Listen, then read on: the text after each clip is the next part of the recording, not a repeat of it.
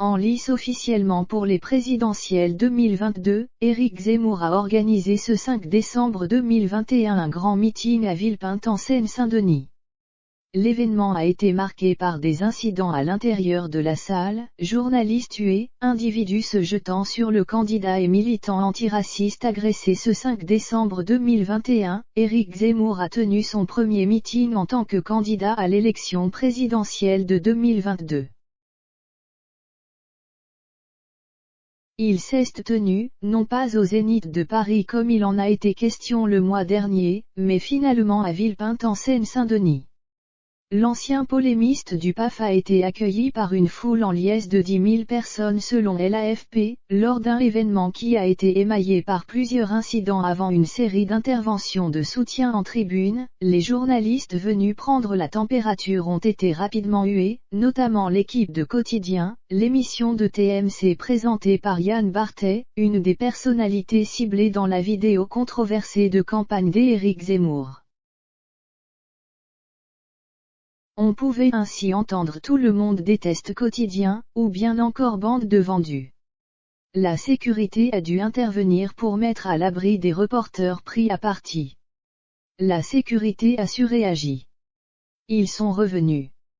Il n'y a eu aucune violence, assure l'équipe de communication du candidat quand Éric Zemmour arrive vers 17h30 dans la salle du parc d'exposition de Villepinte. Un individu l'a empoigné, indiquait l'AFP, sans définir s'il s'agit d'un opposant.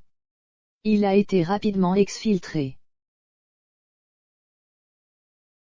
Le candidat aurait été blessé au poignet et s'est vu prescrire par un médecin 9 jours d'ITT, a appris l'AFP auprès de son équipe.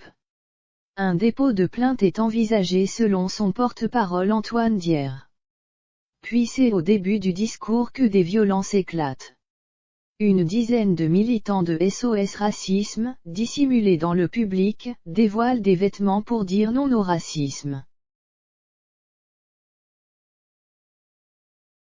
Dans la vidéo diffusée par l'association ou par Brut.fr et BFM TV, on les voit aussitôt recevoir des coups et être visés par des chaises. Plusieurs courses-poursuites ont lieu à l'arrière de la salle pour les exfiltrer, dans une grande confusion. Certains participants du meeting se dissimulent le visage, visiblement décidés à en découdre. La situation revient au calme au bout d'une dizaine de minutes. Un membre de la sécurité évoque quelques militants antifa exfiltrés, leur reprochant d'avoir voulu semer le trouble. On voulait faire une action non violente, j'insiste non violente. Les gens se sont levés pour nous frapper, assure Aline Kremer de SOS Racisme. Selon un journaliste de l'AFP, au moins 2 personnes ont saigné. Cela fera l'objet de plaintes de la part de militants agressés pour déterminer qui sont les agresseurs et qu'ils répondent de leurs actes, prévient le président de SOS Racisme Dominique Sopo. Ces personnes n'avaient pas à être là, il ne faut pas venir faire de provocation dans notre salle, réagit de son côté Antoine Dier, un membre de l'équipe de campagne d'Éric Zemmour. En début d'après-midi, quelques 2000 manifestants avaient défilé dans les rues de Paris pour faire taire Éric Zemmour.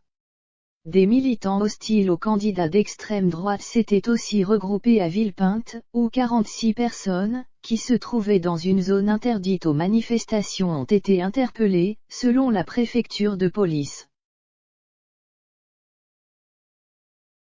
En dépit de ces incidents, le meeting a pu se tenir selon son déroulé prévu. Il a été rythmé par plusieurs Marseillaises où le slogan « On est chez nous », régulièrement présent chez sa concurrente d'extrême droite Marine Le Pen, RN.